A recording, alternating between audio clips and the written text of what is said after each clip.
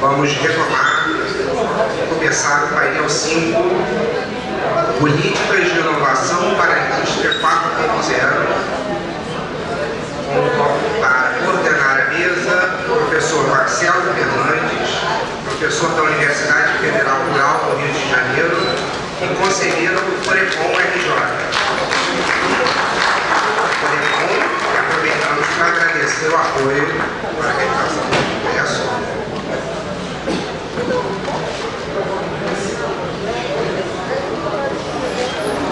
Para compor a mesa, Sara Apache Filho, secretário de Assuntos Internacionais do Ministério do Planejamento e Desenvolvimento de Gestão, professor adjunto da Universidade de Brasília, professor Eduardo da Mota Albuquerque, professor titular do Departamento de Ciências Econômicas e titular da Universidade Federal de Minas Gerais. E aguardamos o professor Davi Furter, diretor do Instituto de Economia do Rio. Mas, professor Marcelo, a palavra e começamos, eu vou tentar contar com o professor.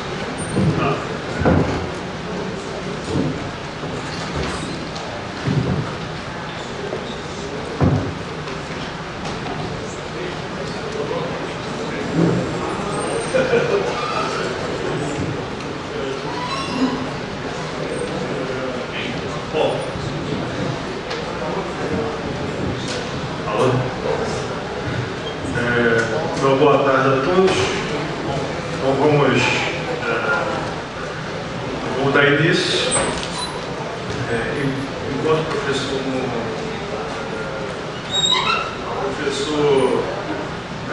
não chega, a gente pode dar início e assim que ele chegar e se incorpora mesmo. Bom, os palestrantes vão ter em torno de 25 minutos, quando voltar 5 eu aviso aqui. Okay?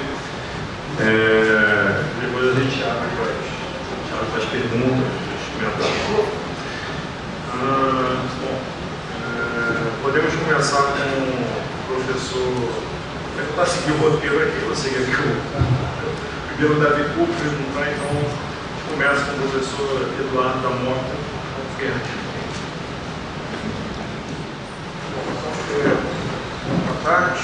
Queria começar agradecendo o convite da Rosa e do Centro Celso Furtado para participar desse importante evento. E eu preparei uma discussão, então convidado para falar sobre o tema Política de Inovação para a Indústria 4.0. Eu quero fazer uma discussão mais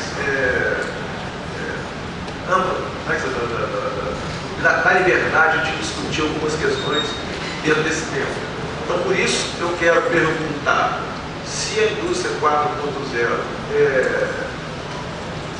que não usar um conceito mais amplo e mais interessante de revolução tecnológica, então, umas notas sobre uma nova revolução tecnológica que está em curso e, a partir daí, tentar discutir uma agenda global de reformas para orientar políticas de inovação. Evidente que toda essa discussão eu quero usar muitos conceitos do nosso mestre, Celso Furtado, para construir esse conjunto de discussões.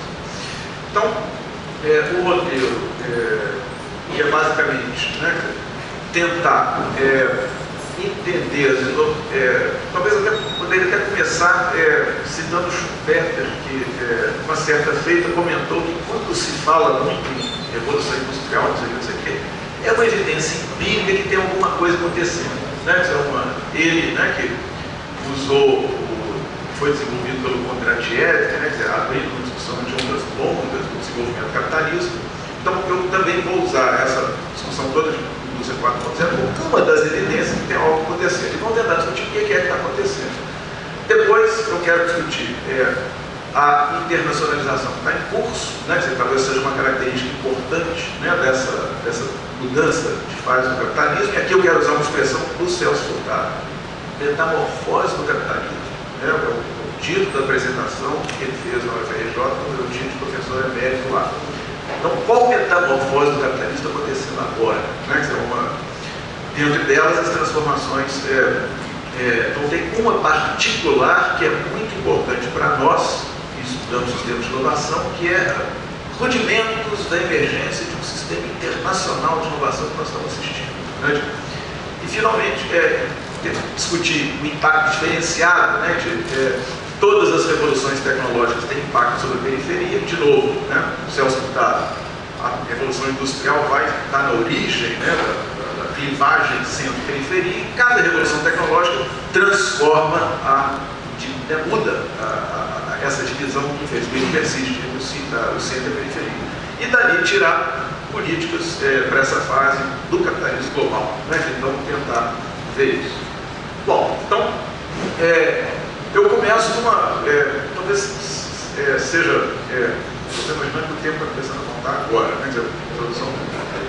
Então, é uma relembrar, né? Quer dizer, há 2 anos atrás tinha um debate, todo mundo conhece o livro do Gordon, né? do Robert Gordon, de 2016, né? Que vai estar sugerindo que entramos numa fase de estagnação, né? Quer dizer, uma innovation slowdown, etc.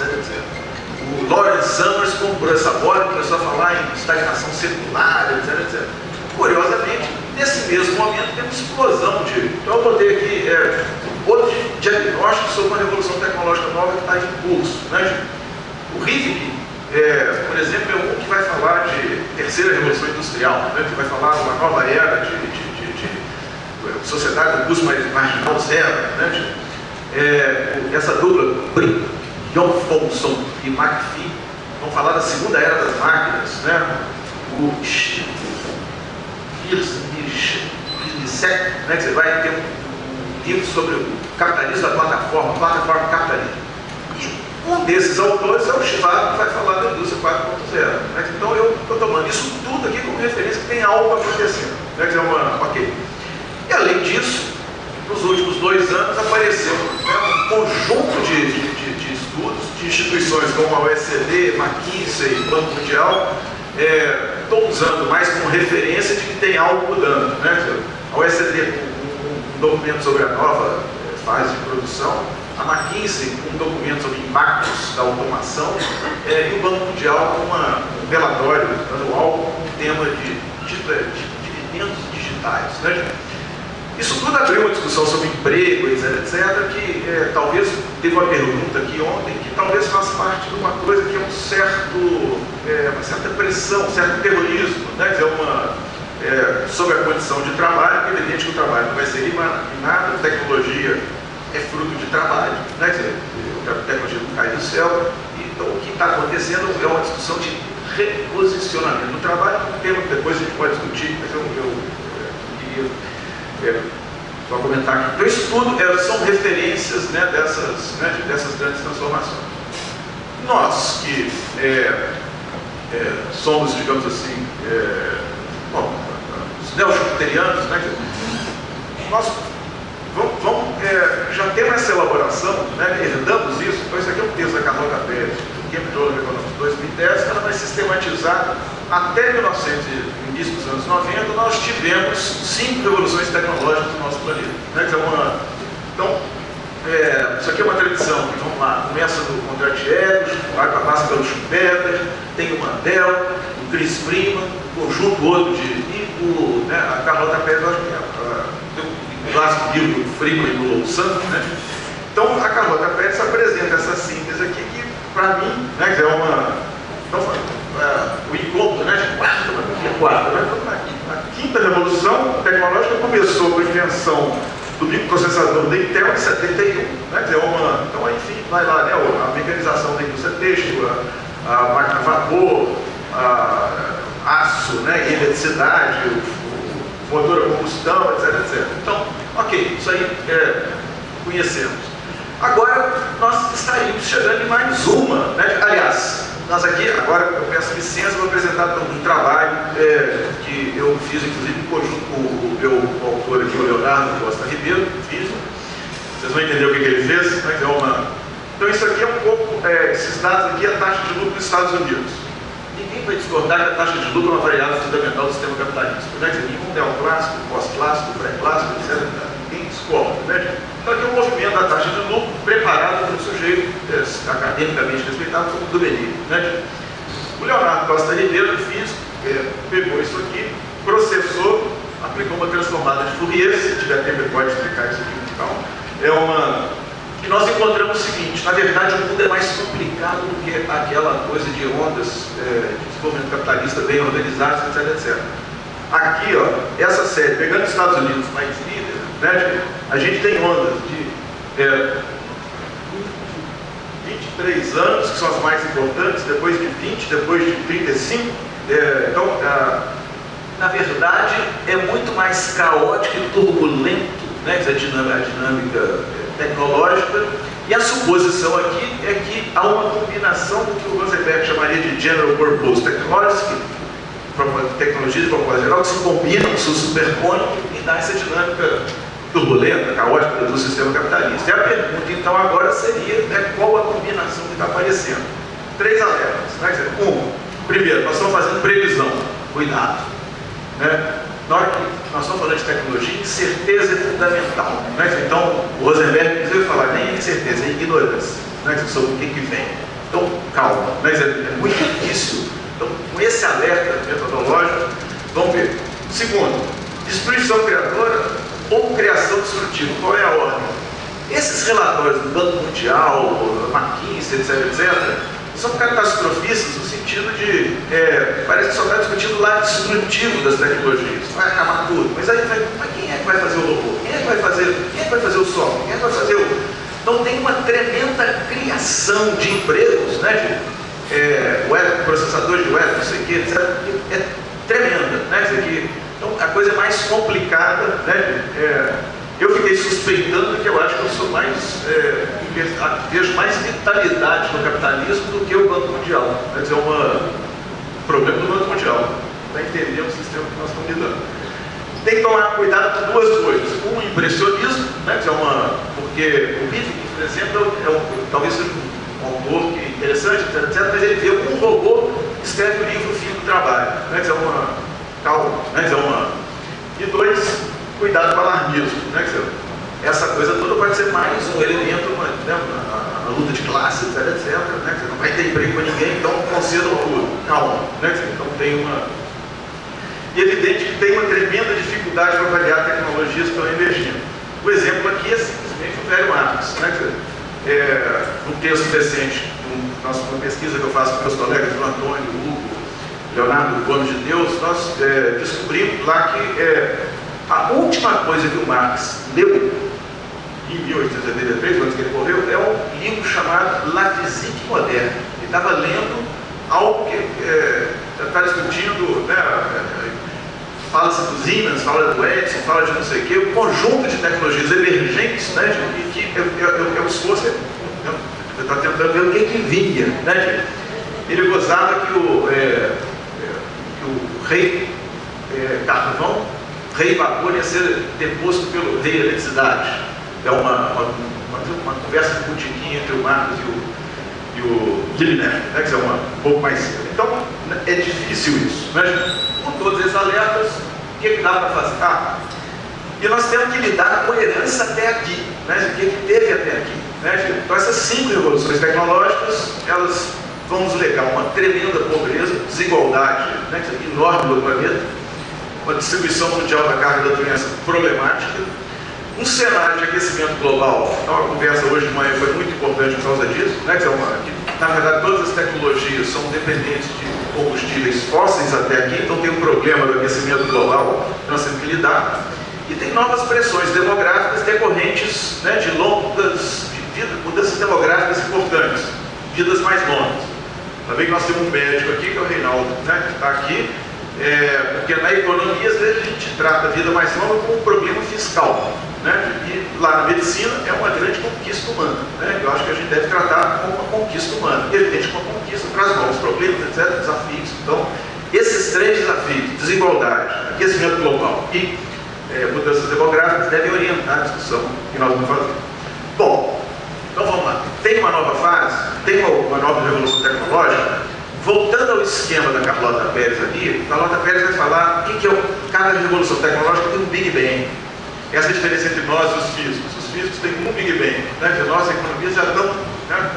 Eu vou sugerir que já temos 6, né? Então 6 Big Bangs vão se superpondo, né?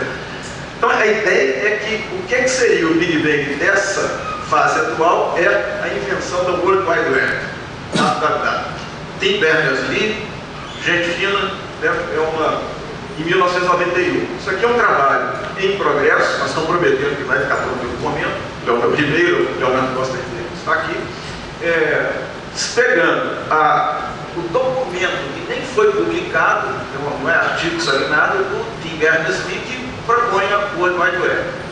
Ele tem uma explosão de citação em termos de artigos. Então, o Leonardo Costa Ribeiro, que pratica inteligência artificial, botou um robô, inventou um robô, ficou processando a Web of Science e descobriu essa explosão de... no ano 2000, 116 mil artigos citaram o documento do Tim Berners-Lee. E olhando, chega em 1.500.000 em 2015, então é uma explosão, né, do lado da ciência, do lado das patentes da tecnologia. Patente que cita patente que citou o documento né, a gente vê essa explosão relativa até 98, possivelmente por causa da invenção da Google, tem uma explosão, e aí depois, né, que era na faixa de 10.3, na faixa de 10.5, né, quer dizer, patentes que citaram, etc. Então, aparentemente, aqui indica que temos uma tecnologia de efeito geral global, e a sugestão é que seja a que abre uma nova fase. Então, temos uma nova fase. A ideia temos, né, que é um ponto de partida. O World Wide Web é uma economia já internacionalizada. A Google, que já é uma empresa muito importante, a velocidade de crescimento dela, inclusive, é um fato a ser discutido.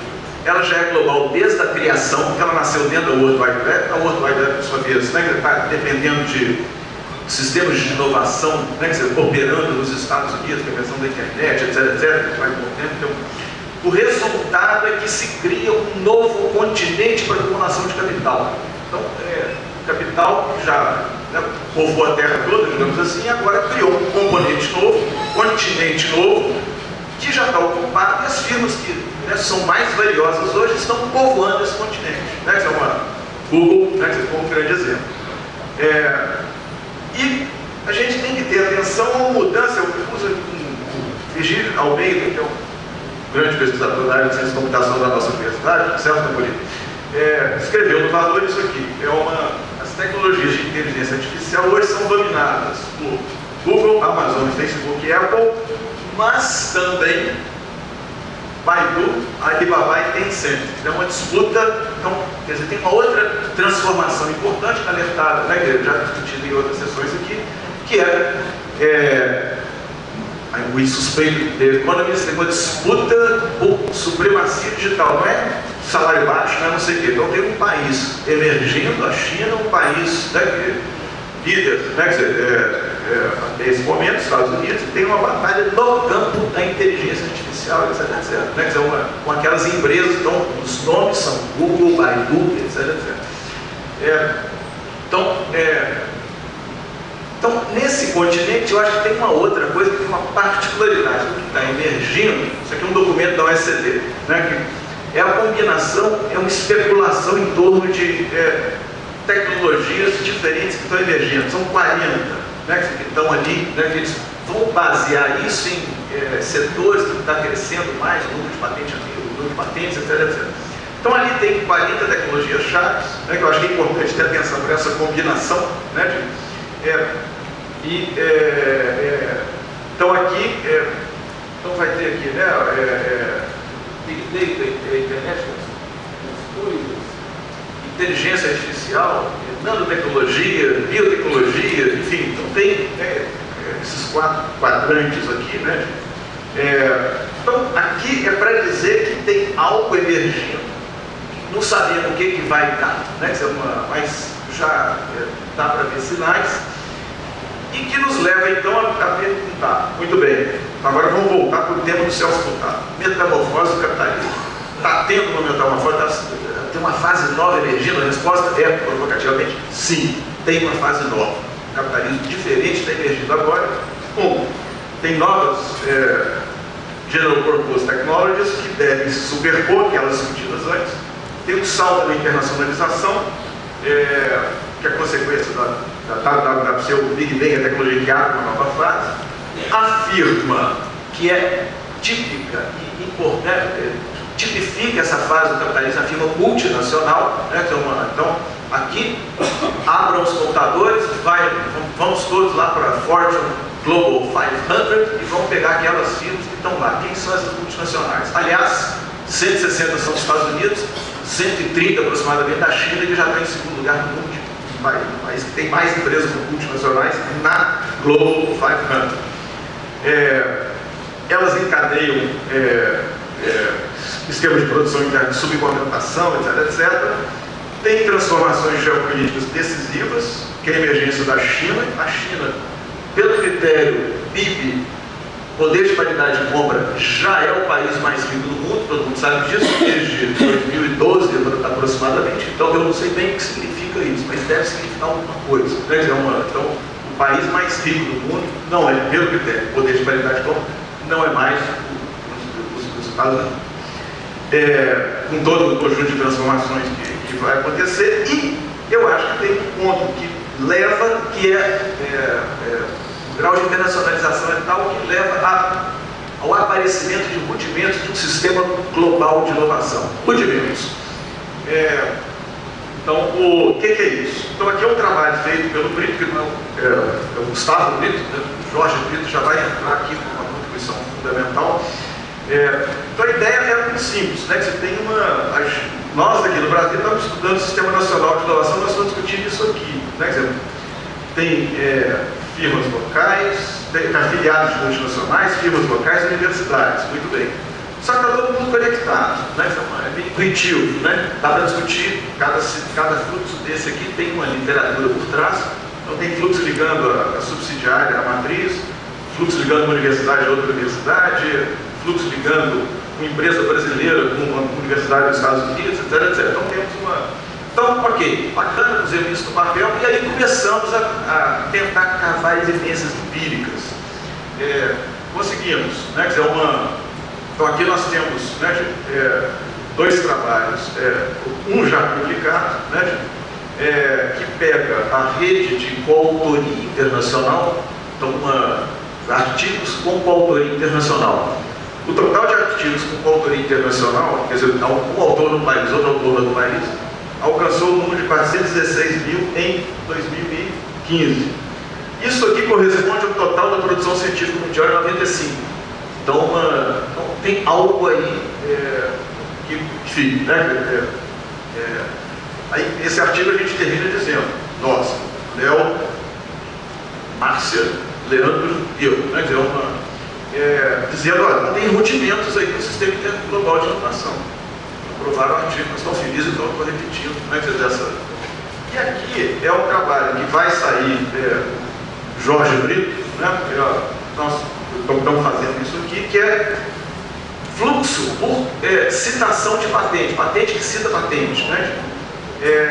Então nós captamos em 2009 um total de 1.777 conexões internacionais, né, estudando essas patentes. Então, a firma competente é aquela que bebe conhecimento no outro país, né? Então essa de outra empresa, né? Então isso aí está.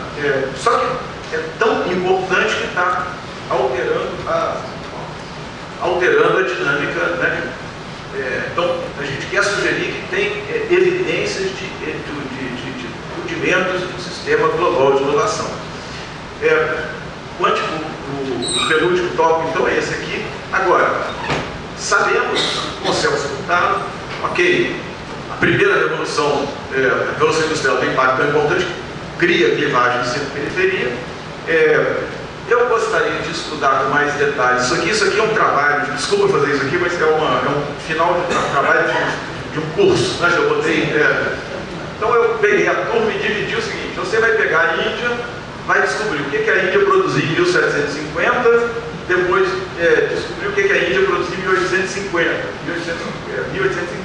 Então, para ver o que tem, como que a Revolução Industrial bateu, né, na China, na Índia, na América Latina, nas colônias americanas, etc. Então só para falar da Índia aqui. Então todo mundo sabe que em 1750 a Índia era a fábrica têxtil do planeta, né? Era a maior local que produzia mais tecido do mundo, mundo era exportava a Inglaterra, etc. Isso foi aniquilado, né, depois da Revolução Industrial, e a Índia passou a ser uma exportadora de juta, etc. Então, toda a revolução tecnológica tem um impacto tremendo, né, sobre o resto da periferia, tema a ser investigado. Recentemente, isso aqui de novo é um artigo publicado nos Cadernos de Desenvolvimento, desde sempre, nós temos muito orgulho disso.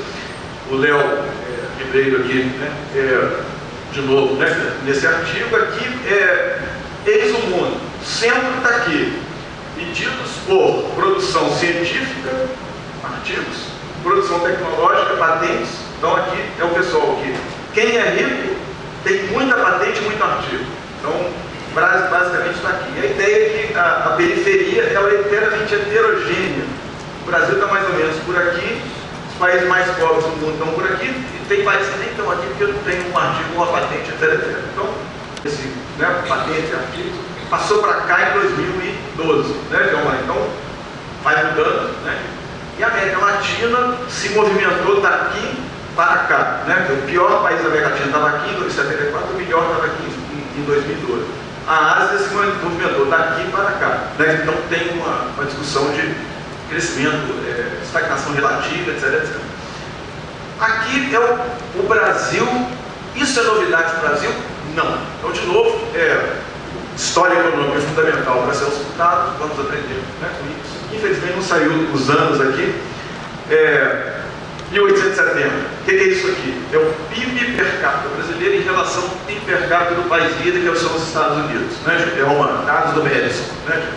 1870, 2010. Né? Aqui vai começar aquela conversa importante da armadilha da renda média. E aí nós vamos falar, peraí, o Celso Furtado já falava que o subdesenvolvimento é uma armadilha, muito antes dessa discussão toda. Então, precisamos trazer isso para o debate, etc. E o Brasil estava em 1870 aqui, 30% do PIB per capita americano, como o Japão, que em 1870 estava nesta posição também. O Brasil com escravidão, a segunda revolução industrial, segunda revolução tecnológica e o início da terceira, né? Nós só vamos nos afastando, e aqui é mais ou menos o início do século XX, 1900. Nós estamos com 15% do PIB per capita. Então, revolução tecnológica do centro, estagnação da periferia, nós nos distanciamos. Rapidamente, aproximações, né? Então aqui, 30, né? Até o início da Segunda Guerra Mundial. Aqui é os anos 50. Toda vez que a gente tem aproximação, é porque tem mudança estrutural na economia brasileira. Né? Só que o mundo não está esperando o Brasil, então, revolução tecnológica do centro. Aqui durante a Segunda Guerra Mundial, né? Os Estados Unidos vai lá em cima, bota um fosso grande contra a gente. Né? A gente, nos anos 60, aqui 80, o segundo PDT, 80, né? Depois da outra revolução tecnológica, a gente vai se afastando. Né? Então, eu não sei se eu fiz a conta certa, mas lendo o livro Ordem e Progresso do pessoal do Estado do Marcelo Abreu, né? Eu contei 11 planos de ajustamento na história brasileira, né? E se o professor Wilson Suzigant estivesse aqui, ele diria que tivemos duas políticas industriais compreensivas, abrangentes, né? O plano de metas e o segundo PND. Né? Então, a goleada é pior do que o 7-1, né? 12-2, né? Em termos de plano de ajustamento e política industrial abrangente, né? Estou falando tópicas, etc., também importantes, etc., mas pode explicar esse quadro né? Depois de mais de um século, em 2010 nós estamos aqui. Né? Ainda não alcançamos o nível que estávamos em 1870. Só para caminhando para a conclusão, aqui é o dado de 1990 até 2015. Então o Brasil basicamente faz uma pequena aproximação, né, entre 2003 e 2010, né, diminui um pouco. Eu diria que, vou falar, depois a gente pode discutir, é a primeira vez que a gente tem uma aproximação em termos de renda per capita, diminuição do IAC, com mudança estrutural negativa. O que é mudança estrutural negativa? Tudo que foi discutido nas sessões anteriores, né? Que é uma desindustrialização, etc, peso, né? Então, ok, né? Então, o que me leva para a conclusão, então, é o último tópico, né? Que então, frente a esta fase nova do capitalismo global, sempre frente a uma evolução tecnológica emergente, etc., frente a essas novas características, o que deve ser feito? De novo, Celso Furtado, desde 87, nós vamos conformar ou vamos reformar? Né? Então, o convite é a gente pensar numa agenda, uma alternativa global de reformas. Eu acho que o grau de internacionalização, etc., impede que as respostas sejam apenas nacionais. Né? Então, pensar em que, rapidamente, Piketty, o imposto global sobre o capital, inovação institucional internacional, romper com o descompasso entre internacionalização, a falta de instituições internacionais, porque o capital internacionaliza à vontade, não tem nada, né, um nível de internacionalização compatível com o grau de internacionalização da economia. Um dos colegas do Celso Furtado, nos livros pioneiros do desenvolvimento, mas está rodando, propõe lá um sistema internacional de bem-estar social. Então, SUS internacional, volta a isso aqui, tentar pensar nisso, fortalecer o sistema internacional de inovação, garantir o direito democrático de ir e vir, é uma base. O pessoal é liberal, mesmo? Se for, por que pedir visto? Não tem direito de ir e vir, é o direito democrático mais básico e elementar. Duas bandeiras decisivas para encarar o que vai ter essa mudança, né, da nova onda da reforma robótica, etc. Que, enfim, vamos discutir. Eu acho que mudar as bandeiras é redução de jornada de trabalho e generalização de educação técnica universitária. Todo mundo, no movimento de reposicionamento do trabalho, todo mundo deixar de fazer coisas que é para robô fazer mesmo e vão fazer coisas que é para ser humano fazer. Né? Ciência, criatividade, engenharia, etc. E exploração de minas, isso é bom. Né? O Reinaldo ali tem uma longa lista de problemas ocupacionais, coisas profissionais, etc., que é um bom guia para ver onde que a gente tem que automatizar e qual a prioridade em termos de robotização. Bom, e o Brasil, nós estamos enfrentando isso num momento que, grosso modo, eu diria que nós nem completamos o nosso sistema de inovação nacional num quadro onde agora emergem rudimentos de um sistema internacional de inovação. Então, isso para mim é fonte de desafios e oportunidades, é a última transparência. Eu diria rapidamente, então, que temos que pensar quais são os setores prioritários para fazer entrada. Aqui eu vou, o nosso colega coreano, sul-coreano, Kung Lee, está com um livro aí sobre como driblar, fazer leapfrog, não tem essa história, tem que repetir tudo. Nós podemos já pular para coisas da revolução tecnológica que está emergindo. Oportunidade. Eu acho que articular com a história do Brasil, por isso que a discussão de vocações antes foi muito oportuna, eu acho que temos que investir em biotecnologia, que nós somos bons de saúde. Investir em nanotecnologia, que nós somos bons de questões materiais em geral. Investir em energia solar, para usar o termo do André Furtado, para acelerar a transição em direção a energias renováveis. Investir em Big Data, porque com o SUS nós podemos ter uma poderosa máquina de inovação na área de saúde, que às vezes podemos discutir depois, e lógico que robô. Né? Enfim, tudo isso para a gente tentar, nessa construção, combinar sistema de bem-estar social com sistema de inovação e no quadro de aprofundamento de democracia, porque tem muito problema e nós temos muita coisa para discutir. Muito obrigado.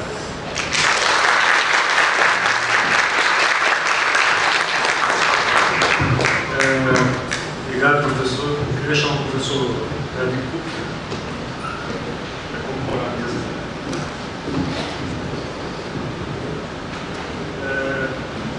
Passo imediatamente a palavra ao professor Jorge.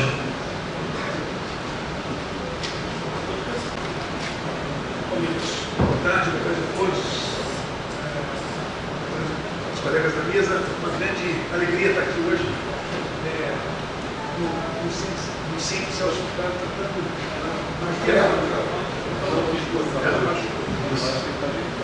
Alô? Eu queria dizer aqui que é uma grande alegria estar aqui nessa tarde, tratando de um tema tão importante como esse, num local tão importante e com pessoas tão interessantes. no programa da Corteia. É importante dizer que eu estou aqui falando na minha condição de professor e não na minha condição de membro do governo. Também vamos registrar. Bom, eu vou falar algumas coisas que eu acho que o meu colega já tocou, talvez eu vou falar de uma forma um pouco diferente, o que vai ser talvez interessante para a gente fazer um pouco de debate. Bom, antes que eu entre na questão central de quais seriam as políticas de inovação para a indústria 4.0, deixa eu fazer rapidamente falar se e como haveria desindustrialização no Brasil, enfim, sem obviamente querer ser exaustivo, mas o que talvez ajudaria ou poderia explicar a eventual desindustrialização do Brasil? Claro, são coisas que inclusive eu estava aqui hoje de manhã, foram faladas na parte da manhã também, como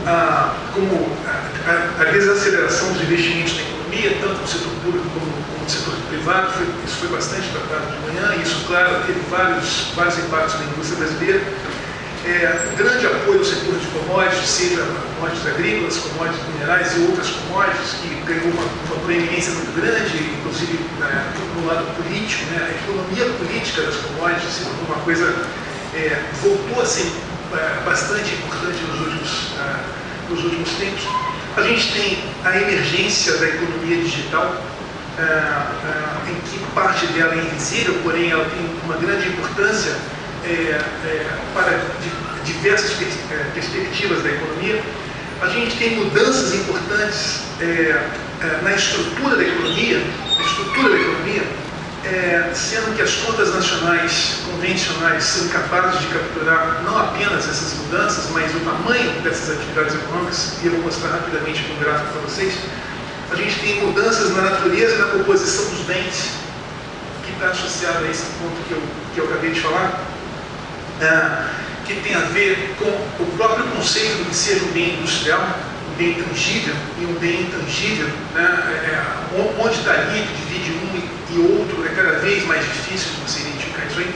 A gente tem um problema de serviços que estão embutidos no produto industrial ou mesmo no produto agrícola, como todo conhecimento que está embarcado, por exemplo, numa semente de soja, se você quiser, ou de milho, ou o que você quiser. E tem também todo um conjunto de serviços que vêm e são vendidos como parte do business model do produto industrial, porque você não consegue identificar o que é o que exatamente, quem que faz o que, e daí vai. E a gente tem uma mudança importante nos preços relativos entre bens industriais e produtos e os serviços. E tem também uma mudança no conceito do que é tradable e não tradable, incluindo aqui, obviamente, o setor de serviços, em que cada vez mais eles vão ficar. A nossa mente foi, os que estudaram economia aprenderam que serviços são não tradable, só que eles são cada vez mais tradable. Isso traz uma porção de implicações metodológicas para a forma como a gente olha e trata essa parcela crítica da economia. Só para ilustrar a questão dos preços relativos e como isso tem implicações, inclusive, nas contas nacionais, se você olhar esse gráfico aqui, isso aqui é por causa dos Estados Unidos, mas por causa do Brasil não é muito diferente. A gente pegou, estou mostrando o caso dos Estados Unidos, porque a série é mais longa e esse negócio aqui fica mais visível. Mas o que você vê é uma mudança estrutural fundamental nos preços relativos de serviços e de produtos industriais, por várias razões que eu não vou discutir aqui, que não é um problema, que não é o caso, mas isso aqui é muito importante. E as muitas implicações que isso aqui tem, enfim, para quem tiver curiosidade, a gente fez um paper metodológico sobre esse negócio aqui, está citado aí abaixo. Bom, sobre transformações, para ir me dirigindo ao ponto que eu queria explorar mais, com mais cuidado, que é a questão da indústria 4.0 e o que isso tem a ver com política de inovação, etc. Né? Bom, quais são essas muitas transformações que estão associadas a essa coisa da indústria 4.0? Na verdade, é mais uma consequência do que uma causa daquilo que a gente está olhando. Claro, a gente tem mudança das preferências dos consumidores que querem e consomem cada vez mais produtos intangíveis ou produtos industriais com uma quantidade de intangíveis muito grande embarcados, como é o caso do produto do telefone celular e tantos outros produtos. A gente tem mudanças nas tecnologias de produção e de gestão da produção, dentre outras, daqui a própria indústria 4.0, a inteligência artificial, etc, etc. E também mudanças nas tecnologias de gestão da produção, outsourcing, etc, etc. A mudança na natureza das cadeias de produção, inclusive em âmbito internacional. A gente tem a explosiva importância dos serviços e da economia digital no processo de agregação de valor. E cada vez mais a fonte de geração de riqueza é menos formação bruta de capital fixo e mais bits e neurônios. Isso aqui é fato, certo? O meu colega que estava aqui antes falou lá das patentes, etc, etc. Isso é exatamente parte desse processo. A gente tem mudança nos modelos de negócios que eu vou falar aqui daqui a pouco com mais cuidado, porque isso aqui é um ponto importante. Eu acho que tem a ver com o que foi falado antes também. E a gente tem um problema importantíssimo de falar sobre a composição, que eu também vou explicar. Eu vou tentar explicar, que tem a ver com mudança na noção de escala, tem a ver com mudança em processos de consolidação de mercados em nível global, mudanças na noção do que é competitividade e também mudanças nas cadeias globais de valor. Bom, esse gráfico aqui, ele representa um pouco das mudanças que eu acho que tem acontecido e ele é bem ilustrativo para se entender não só a desindustrialização, se você quiser, mas também o que seria a nova indústria e também como isso se insere dentro desse novo modelo de se fazer negócios e de se promover o crescimento econômico. Isso aqui é uma figura tridimensional nocional, tá certo? A gente tem trabalho empírico isso aqui, que se você quiser, está citado aí, essa citação aqui embaixo em vários outros trabalhos, você vê casos de países, etc, mas enfim. Mas o que é importante aqui agora é eu tentar passar para vocês a noção teórica do que está por trás aqui. A gente tem uma figura tridimensional, tá certo? Aqui na parte de baixo a gente tem a participação da indústria no PIB, contas nacionais por sangue, tá certo? Ali, no eixo vertical da direita, eu tenho a participação dos serviços, do que a gente chama de business services, os serviços comerciais, não os serviços de consumo, no PIB, tá certo? E aqui a gente tem uma métrica de agregação de valor na indústria, isso aqui é em reais, em dólares, se você quiser, que a gente chama de densidade industrial, que é a agregação de valor da indústria no país per capita. Per capita. Isso aqui é muito importante, certo? Então, de uma forma muito simples, porque o tempo aqui é muito curto, o que você tem, grosso modo, muito grosso modo, é um processo de desenvolvimento industrial que segue esse troço aí, que começa aqui na região R1, aqui embaixo é R1, tá vendo? Depois vai para R2, R3 e R4. Aqui embaixo você tem desenvolvimento industrial convencional. Você tem lá aquelas coisas bem rudimentares, têxteis, ou se você quiser, ferro, aço, cimento e aquelas outras coisas todas convencionais, que vão aumentando a participação da indústria no PIB. Só que isso aqui tem toda uma dinâmica própria em que mais do mesmo, claro, não funciona. E à medida em que você vai sofisticando essa economia, você vai se enriquecendo, você vai demandando outras coisas mais sofisticadas, inclusive coisas que valorizam o próprio processo industrial e o produto industrial, até porque tem mudanças, dentre outras, de preferência dos consumidores, como eu falei, inserção internacional, etc. O ponto é que chega num ponto como aquele ponto crítico, lá no lado direito, lá, em que você vê que há um processo de que mais indústria não é fonte fundamental de geração de densidade industrial, que é o que importa no final do dia. Tá certo? Então, o que você passa a registrar, exatamente o que a gente registrou empiricamente, você passa a registrar um crescimento desproporcional da participação dos serviços industriais na economia e uma aparente redução da importância da indústria no PIB. Quando, na verdade, o que você tem é uma mudança da natureza do produto industrial, em que ele se torna uma amálgama de tangíveis e intangíveis para criar valor, quando você não tem uma métrica compatível com a natureza desse processo industrial.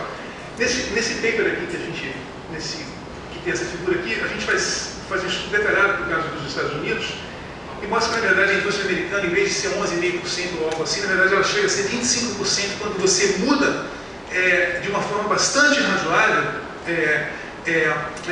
a métrica, a forma de se medir o que é indústria, certo? E quando você chega na região R4, lá em cima, tá vendo? O que você vê é uma aparente indústria supostamente pequena, mas que ao mesmo tempo gera muita densidade industrial e tem uma participação de serviços industriais, serviços que são serviços que são insumos, que tem uma parcela desproporcionalmente grande vis-à-vis serviços de consumo na economia, que resulta nada mais, nada menos dessa transformação, não só no processo de produzir, mas no próprio conceito de ser produto industrial e consumo industrial, certo?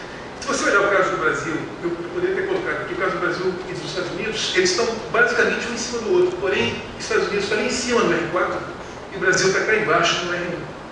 Certo? Os dois em torno de 12% do PIB ou alguma coisa assim. Só que os Estados Unidos têm uma densidade industrial 5 ou 6 vezes maior do que a do Brasil e uma parcela do PIB voltada para os serviços, para os business services, que é muito maior do que a do Brasil, enquanto que a gente tem muitos serviços na economia, porém são serviços de consumo, inclusive serviços de consumo de baixa qualidade. Esse é um ponto importante.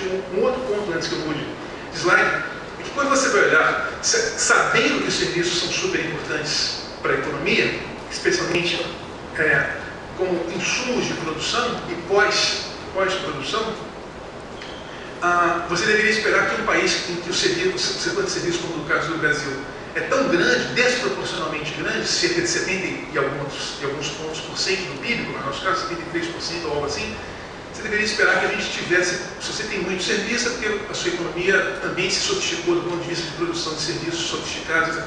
Mas, na verdade, a gente tem uma parcela de serviços de consumo desproporcionalmente elevada, e os serviços em geral, inclusive os que são serviços produtivos, são relativamente caros, de baixa qualidade, o que ajuda a explicar um fenômeno muito importante, que é a baixa competitividade da indústria. Ela é baixa por várias razões. Dentre uma das mais importantes, certamente está o fato de que ela é intoxicada pelos serviços ruins e caros que prevalecem na economia. Serviços ruins e caros, a gente tem evidência empírica para isso.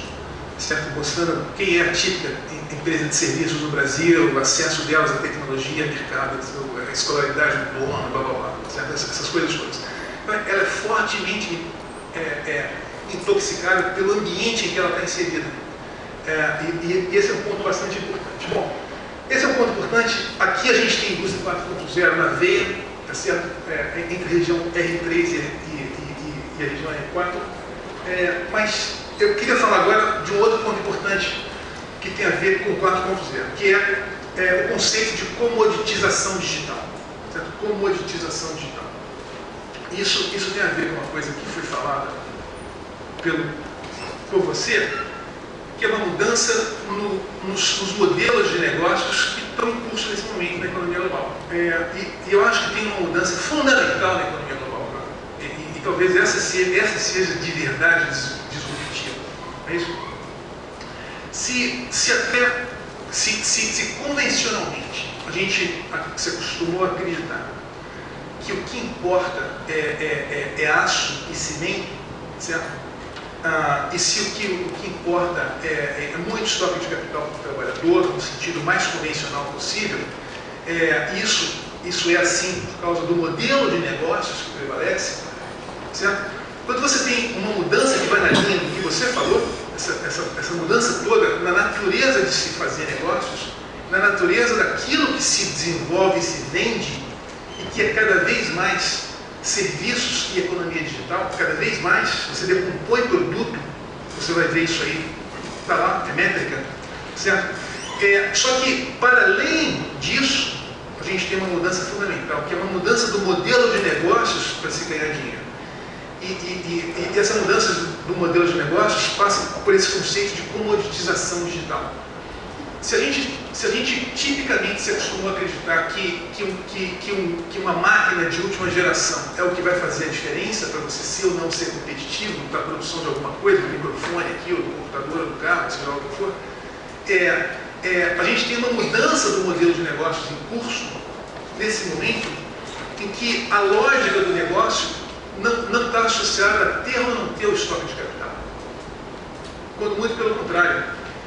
O processo em curso agora é o de popularização cada vez maior desse estoque de capital. Como, por exemplo, é o caso desse computador. Isso aqui é a mais pura popularização de estoque de capital. Olha aqui. Só que o cara que desenvolveu esse troço aqui, na verdade, ele não ganha dinheiro te vendendo um computador, cada vez menos. Ele ganha dinheiro cada vez mais te vendendo todo o intangível que está aqui por detrás e que faz esse estoque de capital rodar, que é exatamente softwares, licenças, patentes, propriedade intelectual, necessidade de você readquirir licenças, etc, etc. Isso acontece aqui, mas isso também acontece hoje lá na 4.0 e cada vez mais. Então, assim, se você acha que o cara que desenvolveu a 4.0, os alemães lá, no caso de 4.0, ou então a Advanced Manufacturing, no caso dos Estados Unidos, ou o modelo chinês, como o modelo deles, na verdade, a mudança que está em curso agora não está associada em os alemães lá, a Siemens, a Bosch, seja lá quem for, desenvolverem máquinas super sofisticadas de 4.0, com a internet das coisas, inteligência artificial, e eles ficarem aquilo lá para eles serem mais competitivos em relação a gente. Na verdade, não. O modelo que está sendo desenvolvido agora é o de desenvolver essas coisas super sofisticadas e popularizá-las. Dá para você, entre aspas, se puder. Desde que o funcionamento dessa máquina esteja atrelado a todo um sistema, a toda uma plataforma de gestão desses robôs e outras máquinas, pelo qual você tem que pagar de diversas formas, inclusive pay use. Esse é o novo modelo de negócios. Então, a ideia convencional de que estoque de capital é inacessível, vou comprar estoque de capital de segunda geração, a taxa de juros, essa coisa está passando por essa é uma profunda transformação na gênese do que a gente chama de modelo capitalista. Essa é absolutamente profunda, em que ter estoque de capital de última geração já não é mais algo inacessível, muito pelo contrário.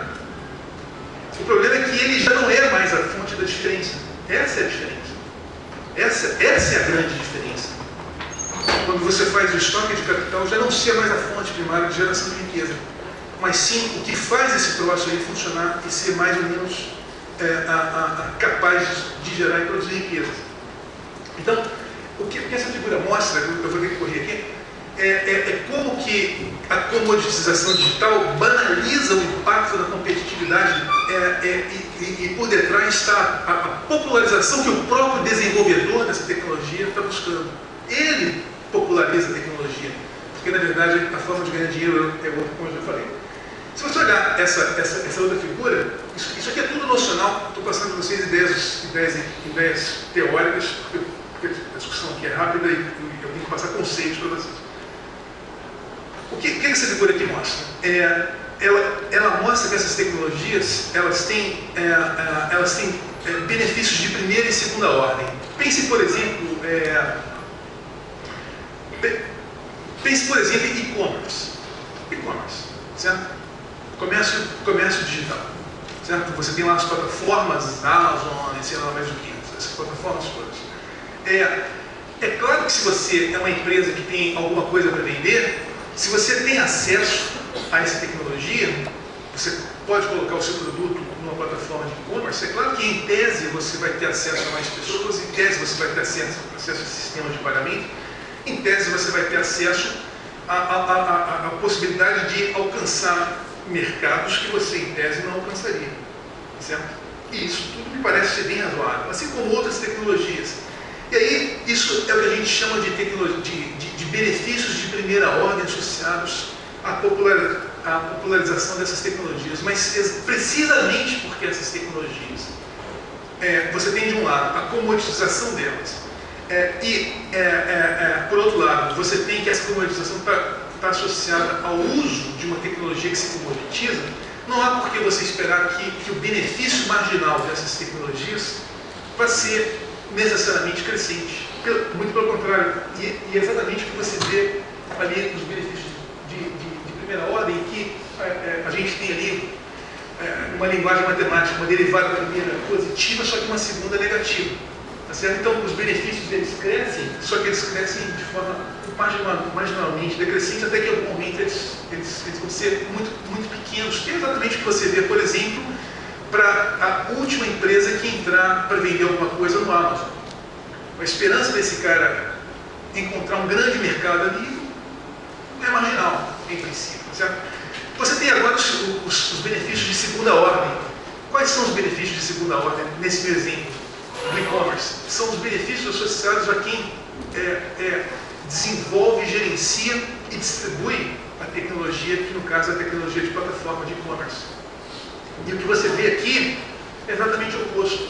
À medida que aumenta a parcela de participantes nessa plataforma, ali embaixo você está vendo que vai de 0 a 1, está vendo? 1 é quando todo mundo usa a plataforma. À medida que você tem aqui no caso, que é uma coisa muito importante hoje em dia, que é efeito rede e efeito plataforma, o benefício para aquele que desenvolveu a tecnologia, ele é crescente, exatamente por causa do efeito rede e por causa do efeito plataforma. Só que isso aqui é uma coisa muito importante para você entender todas essas mega transformações que estão em curso, incluindo a própria tecnologia que está por detrás do que a gente chama de indústria 4.0. E o que você vê, no final das contas, é que a gente tem se distraído com políticas que visam, primordialmente, aumentar o acesso e uso dessas tecnologias. E não nos habilitar a sermos desenvolvedores, gestores e distribuidores dessas tecnologias, que é o que, de fato, vai fazer diferença no século XXI. Isso é que vai fazer diferença, certo? Bom, várias implicações importantes dessas coisas todas. Dentre outras, eu não vou exaurir aqui, mas dentre outras implicações importantes, a gente tem uma mudança, de importância no capital físico vis-à-vis do capital intangível na geração de riqueza. Isso aqui é uma coisa super importante. Uma segunda coisa super importante é uma mudança na geografia do investimento. Essas tecnologias, elas têm mudado os incentivos que empresas têm de verem, por exemplo, o custo baixo de mão de obra como fonte primária de geração de competitividade. Isso está indo embora. Você pode produzir camisetas nos Estados Unidos hoje com fábricas ultra sofisticadas e mesmo com mão de obra barata. Cara, certo? Isso está acontecendo de uma forma visível e mensurável. E essa é uma coisa importante. Uma terceira coisa, uma super mudança na estrutura dos mercados, um processo de consolidação gigantesco acontecendo na economia mundial, o que tem a ver, dentre outras coisas, com o próprio processo em que os serviços estão se tornando tradable. Isso é uma coisa super importante, né? E quanto mais tradable os serviços são incluídos na economia digital, mais consolidação a gente está vendo. Se você olhar, por exemplo, os dados da UNCTAD, do relatório da UNCTAD de FDI, 65% ou algo em torno disso, hoje, são no campo dos serviços. E cada vez mais a consolidação se dá exatamente nos serviços digitais ou serviços que são tradable. Então, a gente tem, a olhos vistos, um processo de profunda consolidação dos mercados. Isso tem profundas complicações e implicações. Distribuição do emprego. Você falou também nesse ponto, e eu tendo a concordar com você, na medida em que a gente cria novos incentivos para se produzir coisas supostamente de baixo valor adicionado, como uma camiseta ou um tênis nos Estados Unidos, número 1. E de outro lado, na medida em que você tem consolidação dos mercados, cada vez mais, efeito rede e efeito plataforma, em que você desenvolve, gera e distribui essas tecnologias a partir de algum ponto, como é o caso, pense no caso do Uber, que é basicamente desenvolvido, gerido e distribuído a partir de São Francisco, é claro que você vai gerar um monte de empregos, só que em alguns lugares do planeta. Então, não é verdade necessariamente que você vai ter graves problemas de emprego nos Estados Unidos, ao contrário do que o Trump fala, por causa das novas tecnologias, etc., dentre outras causas. Eu acho que muito pelo contrário, a gente tem uma clara transformação da gênese, da originação do emprego e da distribuição desse emprego na economia global em razão disso tudo.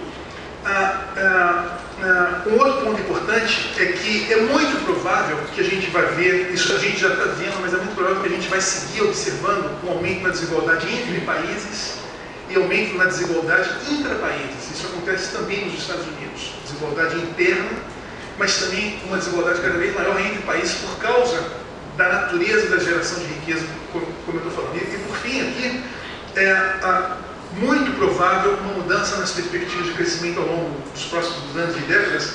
E aí a ideia nocional de convergência do crescimento que a gente aprendeu na escola de economia, que já era uma coisa questionável, provavelmente vai se tornar ainda mais questionável.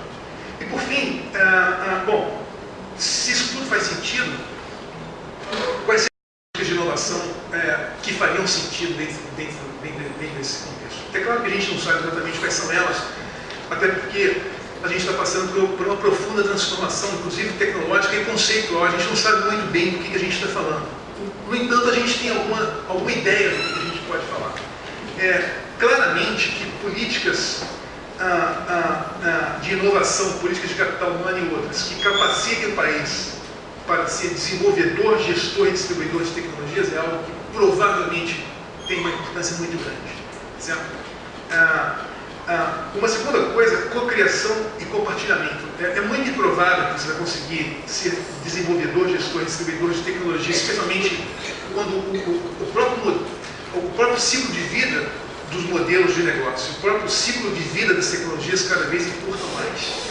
Então, é muito provável que a cocriação vai ter que ser a norma e não mais a exceção, assim como o compartilhamento no desenvolvimento de ideias, tecnologias e inovação.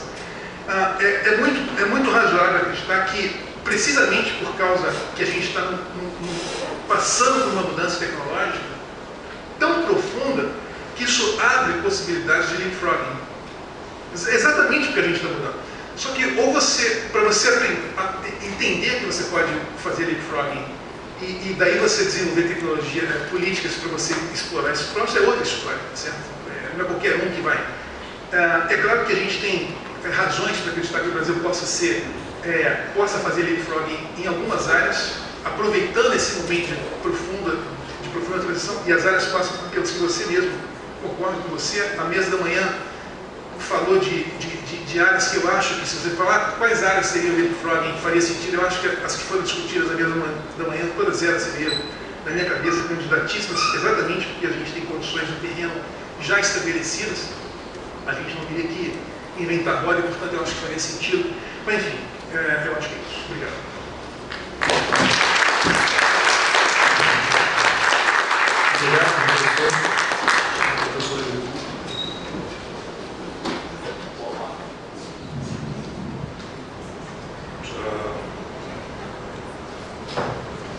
Muito bem. Deixa eu ver se eu falo bem perto. Eu queria dar boa tarde a todos.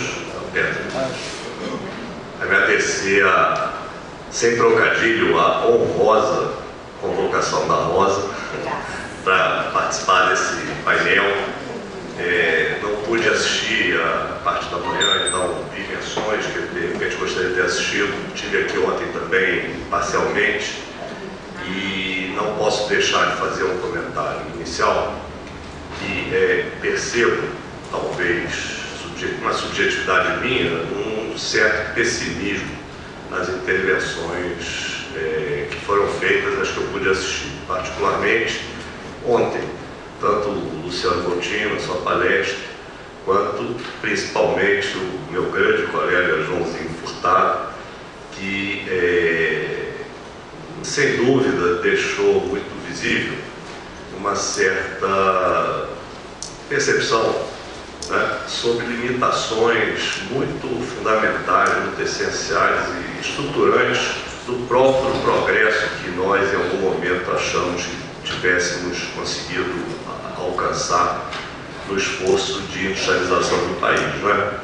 O João sabe, João Furtado, que nós temos concordamos, falei para ele depois que eu concordo totalmente, eu tenho uma visão similar. Eu apenas não consigo, disse a ele, que não conseguiria expressá-la com tanta erudição, com tanta atratividade, né? Com uma fala tão boa. Eu acho que eu vou fazer a mesma coisa aqui do meu jeito, que é um jeito com mais números e talvez menos referências. Mas o que acontece? Acontece que a gente está diante de mais um Big Bang, né? E estamos vendo a banda passar. Não que agora a gente não esteja já bastante informados e cientes das transformações que estão em curso, né? Quando essa novela do 4.0 começou no Brasil, não tem muito tempo, tem 2 anos aproximadamente. Eu faria essa datação em meados de 2016. A gente estava num momento político caótico, do qual nem saímos ainda, e o assunto foi começando a percorrer os meios de estudiosos, aqueles que fazem a leve trás de informação internacional do mundo para cá, que são muitos, né? E que também trazem visões completamente floreadas, enfim. Mas existia uma percepção de um desconhecimento, de um desentendimento, afinal, do que estava falando. E, principalmente, a partir de um esforço de pesquisadores nos centros de pesquisa, nos temas correlatos, mas também uma parte do próprio governo, das áreas técnicas de governo e também de empresários e trabalhadores em menor escala, que acho que são os que mais se assustam com tudo isso. Também não mencionei o Arthur Henrique, atualmente Fundação Perseu Abramo, ex-CUT. E, bom, enfim, o assunto passou, ganhou ênfase, ganhou muita visibilidade, já é popular, todos falam e tal. Mas a gente não conseguiu ainda definir uma linha, conseguimos avançar. Eu acho que não é exagerado enfatizar o fato de que, se nós não tínhamos nenhum plano de governo para a manufatura avançada em 2016, hoje nós já temos uns 15, o que é pior do que não ter nenhum, né? Porque rapidamente o Ministério do Desenvolvimento e dos Comércios fez um, depois o MCT fez outro, depois não sei quem fez outro, e acho que há uma SAI também, na atual SAI, que eu não sei mais como chama, e nós então temos uma miríade de plano de OT, que, enfim, foi um estudo, é chamado de plano, mas o que o B10 fez é um estudo, na verdade, mas enfim, produzimos um monte de planos que não tem, de fato, um contexto suficientemente robusto para guiar a tomada de decisão e a ação de ninguém, né? Nós temos uma indústria que vive um momento bastante delicado, um momento de crise, e uma crise multidimensional. Tem elementos conjunturais, tem elementos estruturais, tem elementos institucionais, elementos de toda a natureza. Eu sempre falo, e muitas vezes ou não sou entendido, ou considero que eu estou exagerando, ou principalmente acho que eu não coloco adequadamente, mas eu sempre falo que a nossa indústria enfrenta uma crise de longa duração, que a rigor tem pelo menos 30 a 35 anos de existência, quer dizer, o Joãozinho ontem, e isso é importante ter claro, né, menciona que, de verdade, vem desde 30, né, desde a passagem do agrícola ou do agrário para o industrial, que a nossa indústria, digamos que já começou no quadro de crise e nunca mais saiu, né? Tem alguns momentos que cresce, fizemos muita coisa e tudo. Então, essa introdução bem pessimista é para, de algum modo, antecipar um pouco dos comentários que eu vou trazer aqui. Nós precisamos, na medida das forças sociais existentes, construir uma linha de ação, porque senão essa nossa indústria já tão capenga, ela sem dúvida nenhuma vai fenecer, né? Como está fenecendo, não vai ser destruída por uma bomba atômica, um bombardeio, ela está fenecendo como algo que já amadureceu, já passou do ponto, não consegue se revitalizar e vai perdendo seus pedaços, vai perdendo suas joias né? Vai perdendo suas capacidades, enfim. É uma situação muito grave. Não sei bem como sairemos dela, mas isso eu vou deixar para falar no final. Então, o que eu trouxe aqui, eu tenho que olhar o tempo, porque essa minha introdução pessimista tomou o tempo inteiro, e eu vou tentar focar aqui no material que eu trouxe para vocês.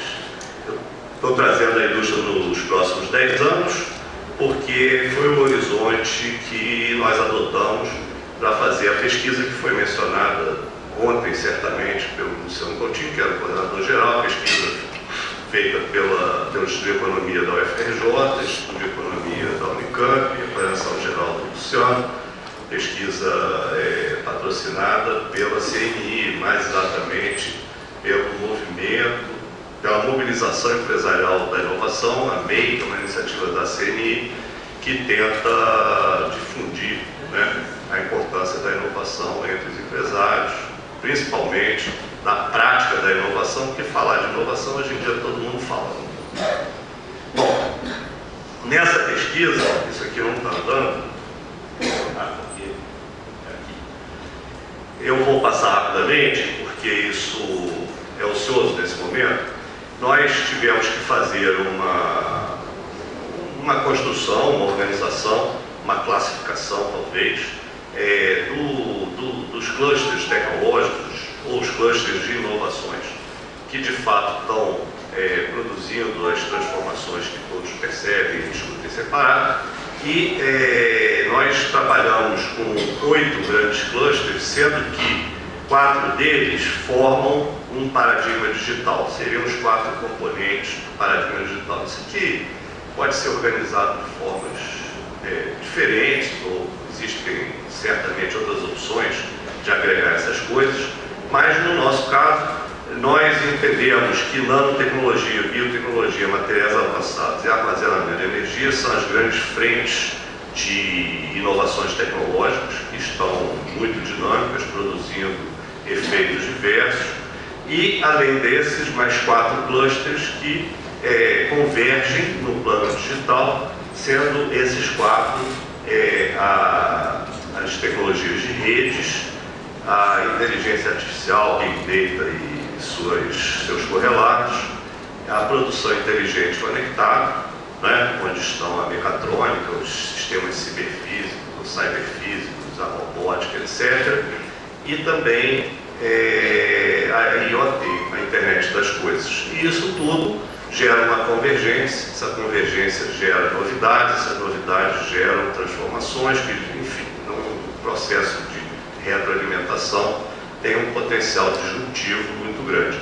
E o nosso objetivo era exatamente discutir esses efeitos disruptivos que essas tecnologias, isoladamente e principalmente em conjunto, estão exercendo e irão exercer sobre o sistema produtivo brasileiro. A pesquisa tinha como foco o Brasil, a gente queria extrair diagnósticos e implicações para a formulação de estratégias e políticas no Brasil.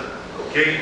Essas tecnologias convergem ou operam ou se superpõem, né, transformando produtos, processos, gestão e modelos de negócio, e talvez nos modelos de negócios que esteja o seu maior caráter disruptivo. Acho que isso foi muito bem, por sinal, enfatizado pelo Jorge Apache há poucos minutos atrás, né?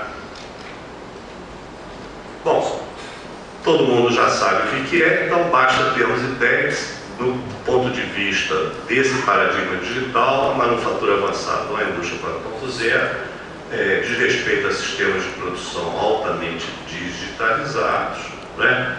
Mas com 2 trajetórias de mudança tecnológica que, estilizadamente, eu peço licença que eu estou fazendo uma estilização aqui, talvez deveria ter marcado, em que a gente percebe um movimento da manufatura avançada, e lá tem esse nome americano, nos Estados Unidos, um pouco diferente do movimento alemão, onde o nome é Indústria 4.0 e foi o que nós adotamos no Brasil, por razões que depois no coffee break a gente conversa, que isso aí é muito subjetivo e faz parte do entendimento.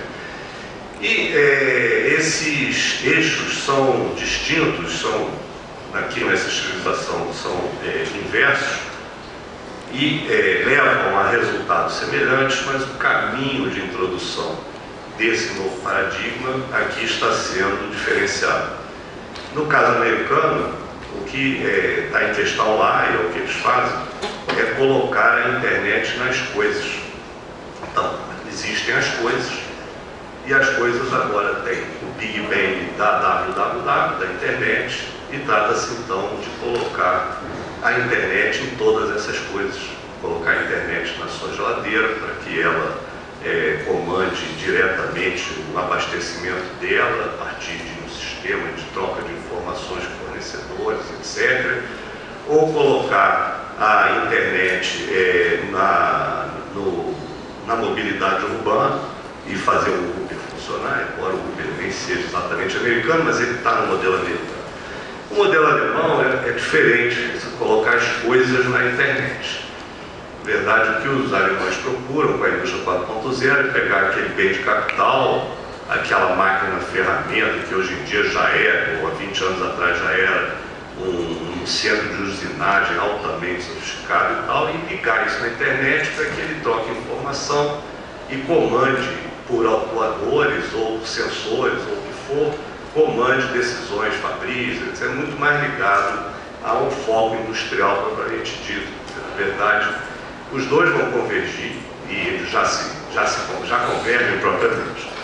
E a China fica aqui, já que eu estou estilizando, então a China, como tudo que é chinês, ele tem foco em tudo. Então eles fazem lá as duas vias, o que a China está buscando fazer é atuar nas duas vias. Tem o Internet Goods, que seria colocar a internet nas coisas, e tem o China 2025, que é tentar colocar a indústria na internet, né? Então, essas inovações, elas mudam radicalmente padrões de concorrência, e, portanto, elas têm um impacto absolutamente geral. A parte mais hardware, que é a robótica, a eletrônica, ela promove um super barateamento, não é exagero usar esse super barateamento, um super barateamento da automação flexível, e, portanto, a produção customizada hoje é competitiva em termos de custos industriais com a produção padronizada, o que era impensável há não muito tempo atrás. Em projeto de produto e manufatura aditiva, que promove uma implosão da fronteira de fragmentação produtiva. Você tem arranjos de produção geograficamente muito mais diversos e fragmentados que poderia ter no passado. E, finalmente, a computação em nuvem, a internet das coisas, o Big Data, a inteligência artificial, a explosão da inteligência artificial. Embora a inteligência artificial seja um nome, eu não sei se a origem foi no filme do Spielberg, mas, de todo jeito, é um nome bastante charmoso para alguma coisa que não é inteligência, nem muito menos artificial. Isso aqui é uma inteligência morta, né? Em processo de trabalho, em teoria de valor, a gente discute trabalho vivo e trabalho morto, né? Categorias originalmente marxistas, né? E aqui eu estou sugerindo que o que a gente está falando não é de inteligência artificial, mas é de inteligência viva, que é a nossa, e inteligência morta, que alguém botou no algoritmo e está lá implícita, né? Não é tão diferente do que se fez no trabalho braçal propriamente dito. Bom, e ela é disjuntiva, e aí é um ponto importante, a disjunção, ela não está associada ao fato de estarmos lidando com inovações radicais. Não há, nesse contexto que se discute a manufatura avançada, nenhuma grande participação de inovações radicais, de inovações que transformaram pesadamente as linhas de desenvolvimento tecnológico. Na verdade, são tecnologias emergentes, ou que foram recém-introduzidas, ou que estão em pipeline, ou já em estágio inicial de difusão. E a disrupção vem do fato delas, em conjunto, várias mudanças tecnológicas relativamente incrementais, conjugados, produzindo então novos sistemas produtivos, contestando posições de mercado. Empresas que eram líderes perdem liderança, empresas que não conseguiam entrar no mercado conseguem entrar, empresas que de algum modo participavam em nichos perdem seus nichos ou entram em outros nichos e, portanto, elas fazem a disrupção no processo competitivo. Então, quem está em disrupção são os mecanismos clássicos de poder de mercado dos oligopólios, do sistema produtivo mundial, que agora seguem outras fontes, outras origens, outros determinantes.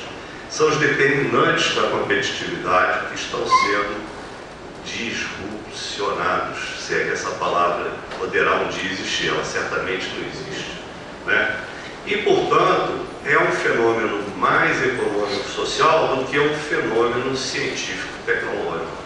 Navegar nesse mundo da manufatura avançada, né, não será mais ou menos confortável, né, se a gente não entender onde a gente tem que buscar a carta de navegação disso aí. É na tecnologia e na inovação propriamente dito, e nem tanto na ciência, né, que não é a ciência que está produzindo grandes fatos científicos que transformam essas coisas todas. Né? Eu estou exagerando para exatamente ter clareza nessa mensagem. Pode parecer que eu estou simplificando alguma coisa, trivializando o papel da ciência, que não é esse meu objetivo, mas o que a gente está discutindo aqui é muito mais do ângulo lá da ponta da inovação do que da descoberta, de grandes descobertas e coisas do gênero. Tá certo? E a questão é essa, né? Como é algo que diz respeito à competição, elas são ameaças para incumbentes e são oportunidades para entrantes, né? Obviamente sujeito ao lado que você está. Então, não se pode tratar isto como ameaça puramente, ou como oportunidade puramente, sem levar em consideração a posição onde se está. No nosso caso, né, isso é uma das raízes do otimismo, né, as oportunidades que, pela nossa posição, poderiam estar sendo desenhadas, né, não estamos. Então a gente vai ficar só com a parte das ameaças. E provavelmente essa revolução, que não é para mim uma revolução industrial, mas é a revolução do digital, provavelmente vai acelerar esse fenecimento da indústria brasileira, mas depois que eu ficar menos pessimista, talvez a gente vá conseguir encontrar caminhos de construir algumas políticas que possam impedir esse processo, que não é natural, mas está parecendo que é natural. Essa aqui é a questão. Bom, eu vou passar rapidamente aqui, porque esse é um mapa de contexto. Nós fizemos uma pesquisa de campo, fizemos uma estilização, como sempre é necessária, a academia pode fazer isso, nós somos pesquisadores, e definimos gerações digitais. Uma geração é da produção rígida, geração 2 da produção enxuta, década de 80, 70, 80, geração 3 da produção integrada, que seria 80, 90, e uma geração 4, que é a conectada inteligente, que é essa de 2010 para cá. Trabalhamos com 5 funções empresariais, o Business Functions, aqui, devido a alguém que está me olhando ali, né? A Fernanda Vilena, a tese de doutorado dela, o Jorge Brito, que está ali, participou dessa pesquisa de campo, então qualquer coisa o Jorge vai me corrigir. E nós partimos então com esse mapa estilizado, fizemos uma especificação de engenharia, tá? Que eu pessoalmente, já a equipe da pesquisa conversa sobre isso, mas pessoalmente entendi que o nosso apoio de engenharia passou um sarrafo muito alto para qualificar a geração 4, o que é 4.0, em termos de relacionamento com fornecedores, desenvolvimento de produtos, gestão da produção, relacionamento com clientes e gestão do negócio, sabe? Essa linha de baixo aqui da nossa matriz. sarrafo ficou muito alto, então quase ninguém é 4.0 mesmo, tá certo? Mas de todo jeito, nós fomos a campo para fazer a nossa pesquisa, a geração digital 4.0, tipificado desse jeito, né? A gente sabe que essas tecnologias estão com custos em queda muito acentuado e, portanto, isso favorece a difusão, tá certo?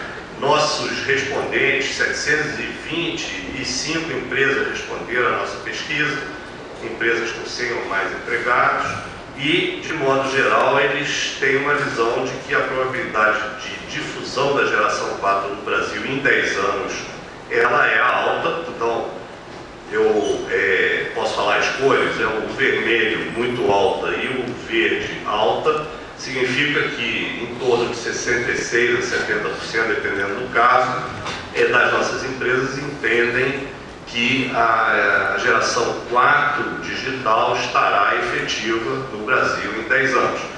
É interessante a gente ver como as expectativas de difusão, adoção são maiores ou significativamente maiores em relacionamento com fornecedores, em relacionamento com clientes. Isso aí, se fosse o tempo aqui para a gente discutir esse tema, ele tem bastante riqueza para entender um monte de características de organização da nossa indústria. Mas a gente não tem tempo para isso, então ficam aqui os dados, tá certo?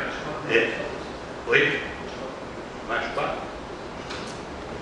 Ok, então os dados vocês vão poder olhar depois. Aqui está mostrando que a adoção de 4.0 no Brasil hoje, esse hoje é o final do ano passado, é de 1,6% das empresas, é o vermelhinho ali no fim, e há uma variação bastante pequena se a gente olhar só as empresas grandes, com 500 ou mais empregados, ou as empresas multinacionais. Elas têm mais geração 3 do que a média da indústria, mas não tem diferença no que diz respeito ao 4.0. Tá? Olhando isso pelas funções produtivas, a gente percebe relacionamento com fornecedores, essas coisas estão aparecendo aqui. Tá? E, finalmente, dessa parte empírica que eu vou encerrar aqui, vou pular todo o resto, né? O que a gente vê é que há uma expectativa de que vai se evoluir de 1,6%. Qual é o pensamento? Isso aqui, que é 1,6%, vai evoluir para 22% de adoção de tecnologias da geração 4.0 do Brasil em 10 anos. Então, nós temos um mapa expectacional de como as empresas esperam andar. Esses dados nossos, eles são bem abaixo de comparações internacionais que se podem fazer, mas não são tão abaixo assim. Então, interessante, o pessoal na China entende que a China também está no estágio 2.0, que a taxa de adoção é bastante baixa, só que vai evoluir mais do que a gente espera. Na Alemanha, o que para a gente é 1,6%, na Alemanha entre 8% e 10% das empresas se consideram 4.0, mas eles vão evoluir mais do que a gente. Né? Bom, e depois então seguem-se alguns outros dados que a minha referência inicial, a minha introdução, tomou muito tempo e não vai permitir trabalhar. Né? As ações visando a incorporação das tecnologias digitais de geração 4.0, que é esse gráfico aqui, mostra que a maior parte das empresas, de fato, é o azul aqui, né, estão realizando uma ação muito brasileira, que é nenhuma ação. Né? As empresas já sabiam aqui, desse ano passado, já tinham noção disso tudo, mas não estavam tomando nenhum tipo de ação, e apenas, dependendo se é relacionamento com fornecedor, etc., mas em média, cerca de 15% das empresas, no caso de desenvolvimento de produto, em torno de 15% a 17% das empresas estão montando planos para avançar na direção da introdução do paradigma digital. Tá? Olha, nós fizemos, a partir daqueles clusters, um mapa do que se espera em termos do potencial disruptivo dessas inovações. Esse mapa aqui de bandeirinhas, o vermelho é o disruptivo hoje, o azul é o que não será disruptivo em em 10 anos, nem ao final do período em 2027. O amarelo é aquilo que não é disruptivo hoje e espera-se que seja em 10 anos, que é, na verdade, a maior parte dos casos. Portanto, uma boa parte do impacto disruptivo dessas novas tecnologias ainda está por vir. Não há uma emergência no sentido de que o tempo de preparação do sistema industrial brasileiro para o novo Big Bang, né, vá se esgotar tão rapidamente.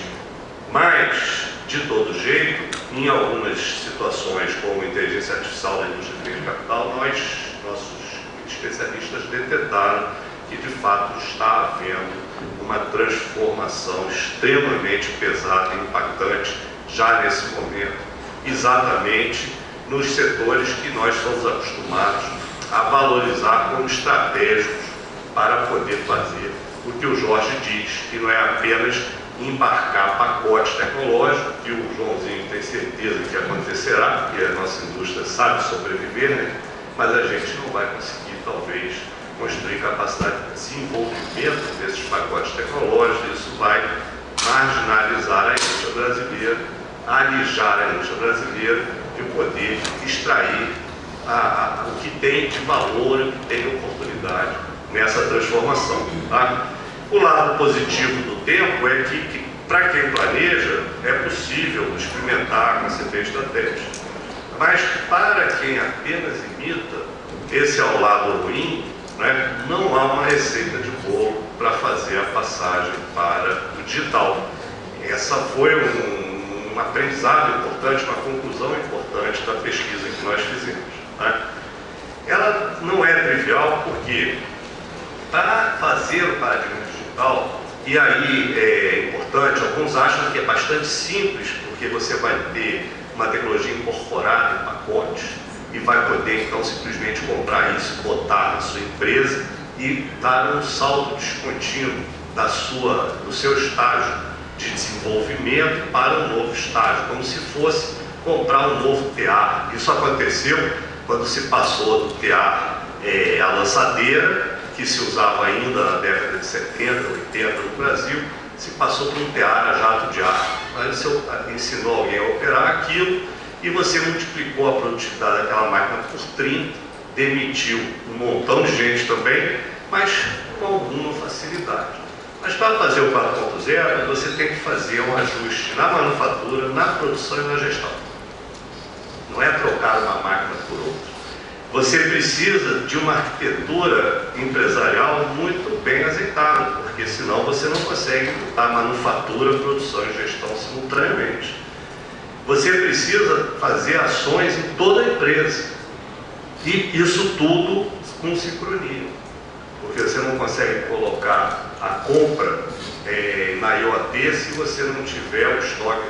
Você tem que fazer isso de uma forma relativamente complexa. Não é tão fácil quanto outros Big Bangs, digamos assim. Tá? E, portanto, como a maioria das empresas não adota ou está em estágio muito inicial de adoção, elas não estão se preparando de fato para fazer o que a linguagem dos engenheiros chama da transformação digital. Certo? É uma transformação em todos os níveis da empresa. Então, eu vou começar a terminar. O que nós temos? A gente vai ter um novo ciclo de crescimento. Embora pessimista, eu também sou economista e sei que isso vai existir, porque a economia é cíclica, então em algum momento vai existir um ciclo de crescimento. Não sei se vai ser ano que vem, em 3 anos, ou em 10 anos, em algum momento vai. Quando esse ciclo vier, há uma chance, e isso eu tenho que ser cuidadoso aqui, que eu estou na presença do Jorge, viu, Jorge? Há uma chance de que a gente vai precisar de mais indústria do que no último ciclo de crescimento, que foi curtinho, mas existiu no início da década, durante a década do 00. Né? Nós tivemos no 00 um ciclo de expansão que dependeu pouco da indústria. Na verdade, foi um ciclo de expansão que dependeu muitíssimo, né, de renda, diretamente, em função do crescimento da renda real da população, das políticas de salário mínimo e outras, do crédito principalmente, né? e que foi muito focado em serviços em geral e menos em indústria, tanto que nós crescemos bastante para padrões brasileiros entre 2004, 2005, 2006, 2007, mas a nossa indústria não cresceu tanto, importou muito, perdeu muita competitividade, passou por um período caracteristicamente de desindustrialização. Quando se começa o debate da desindustrialização, é para acabar, né? Não acabar. Tá? E, enfim, há boas razões, é possível defender essa hipótese de que o novo ciclo vai ser um ciclo com mais indústria. Embora uma indústria que vai trazer muito serviço correlado. Os serviços que no Brasil são proporcionalmente mais subdesenvolvidos do que a nossa agricultura e a nossa indústria. Tá? Vai haver a necessidade de blocos de investimento em estrutura, porque a nossa estrutura está depauperada e ainda em processo de depauperação. Então, a infraestrutura é muito demandante de bens industriais. Nós vamos precisar reduzir o hiato tecnológico, particularmente nos serviços, porque os nossos serviços são, comparativamente ao restante da economia, muito mais atrasados do que a indústria e a agricultura, e, portanto, vai haver uma demanda bastante importante de mecanização dos serviços e principalmente de 4.0 dos serviços. E a gente vai depender de exportação. Estou convencido disso, a despeito de estar aqui, né, dentro do censo Celso Furtado. Eu não estou querendo dizer que nós temos que nos tornar uma economia exportadora, mas eu não estou vendo saída da nossa recessão, da nossa crise recessiva, se a gente não conseguir articular como é que se chama isso? Um gatilho, um disparador para a indústria que seja baseado nas exportações líquidas, que vai depender de mercados externos. Né? E, além disso, né, nós temos as oportunidades que o nosso sistema produtivo nos proporciona. Né? As avenidas para a indústria do futuro no Brasil, eu entendo que a gente tem 3 grandes avenidas. A avenida do novo paradigma digital, que eu muito rapidamente discuti com vocês, a avenida da energia, da biodiversidade e da sustentabilidade, que o Eduardo apresentou, mais ou menos consistente lá com o seu último slide, né? E a avenida da infraestrutura física e social, já que esse é um grande déficit que existe aqui. Tá? E nós temos, portanto, o desafio geral de criar as condições para um big push de investimentos públicos e privados.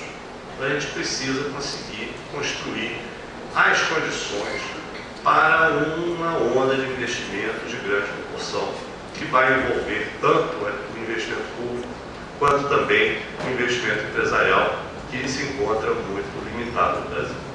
Isso significa reduzir o custo de capital, destravar o crédito e, certamente, uma reforma de sistema financeiro de grande monta, porque o sistema financeiro brasileiro é disfuncional para o financiamento do longo prazo, os marcos regulatórios e aumentar a competitividade da nossa economia, que são fatos conhecidos de todos e tal.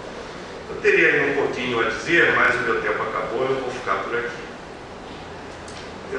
Deixa eu só fazer esse comentário aqui, para a gente não terminar assim no vazio. Depois o resto eu falo lá no coffee break. O potencial da nossa indústria hoje é muito baixo, o potencial de recuperação da indústria brasileira é muito baixo. O meu pessimismo vem daí. Tá? Aquilo que eu chamei já, e estou trabalhando nesse tema, da doença brasileira. Não tem nada a ver com doença holandesa, não tem nada a ver, é uma doença de custo, sem dúvida, mas não tem nada a ver com doença holandesa. E hoje nós temos uma acumulação de déficits, que eu estou batizando aqui do hiato de produtividade. Nós temos um hiato de produtividade, nós temos uma deficiência de competitividade e nós temos uma lacuna de inovação. Todas em conjunto levam a uma capacidade de recuperação do dinamismo industrial muito baixo. Né? Eu entendo que tem aqueles que sequenciam esse problema dessa forma, que eu vou chamar de produtivistas. Existem outros que pensam que é a competitividade que cria a lacuna de inovação, que cria o hiato de produtividade, que eu estou chamando aqui dos aperturistas, dos mais neoliberais, em geral, entendem que o problema é de competitividade. E ainda há o meu grupo aqui, que somos todos os inovacionistas, que acham que o problema é a lacuna de inovação, que causa hiato de produtividade, que causa deficiência. Obviamente, cada visão dessa propõe um caminho de solução do problema. Os nossos amigos neoliberais, que enxergam que a origem de tudo é a deficiência de competitividade, propõem abrir a economia para que haja mais competição, seleção. Tá? Eu acho que essa visão ela é incompleta e leva a uma perplexidade. Né? Na verdade, eu tenho uma interação perversa entre esses elementos. Eu tenho um regime macroeconômico, que é esse aí, que eu não preciso falar. Eu tenho um regime competitivo que vigora no Brasil há muito tempo, tanto o regime macro, no modelo atual de tripé, de 99 para cá, são 20 anos, mais o período pós-real, então são 25 anos. Mas nessa conformação atual, 20 anos. E o nosso regime competitivo, que é uma montanha de distorções, que eu até entendo que historicamente vão se acumulando para tentar compensar os efeitos deletérios desse regime macroeconômico. O resultado disso é o que eu chamo da rigidez estrutural a longo prazo, que faz com que a nossa estrutura produtiva esteja ossificada, engessada, congelada há praticamente 30 anos, esses 30 anos de crise que eu estou mencionando aqui. Ora, existe, pela lacuna de inovação, a armadilha do baixo custo, a indústria não consegue competir em qualidade, compete em custo com asiáticos que são muito mais competentes em custo, a gente perde todos, a gente duela a arma do adversário. Em função da deficiência de competitividade, a gente tem um processo de desendereçamento das cadeias produtivas locais. E, finalmente, em função da baixa atratividade do investimento, a gente tem um processo de minimização do investimento que produz a especialização regressiva, que o nosso amigo Eduardo chamou de, também mencionou, mas usou um outro termo. E as saídas que, eu vou acabar agora, tá? As saídas que nós normalmente enxergamos, né, elas têm duas naturezas.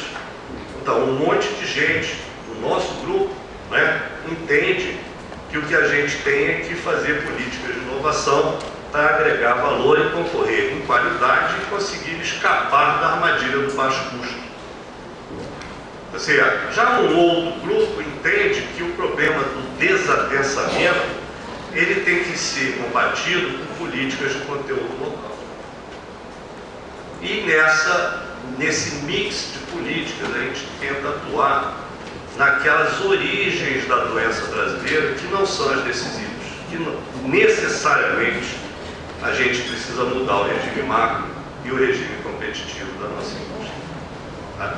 A incapacidade de verificar avanços nessa mudança é a razão principal do meu pessimismo, que infelizmente eu fui obrigado a transmitir a vocês. Obrigado.